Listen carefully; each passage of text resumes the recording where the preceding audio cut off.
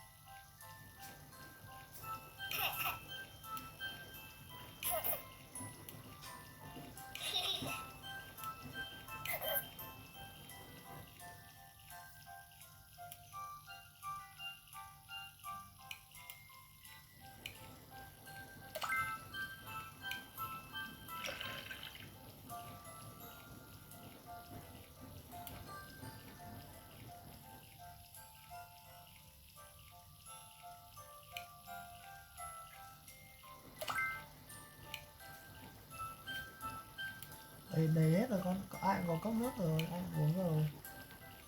Rồi uống hết nước rồi.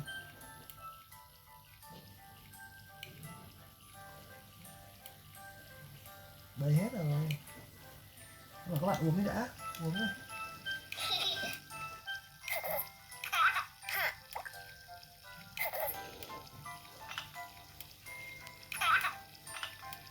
Đâu rồi, uống rồi.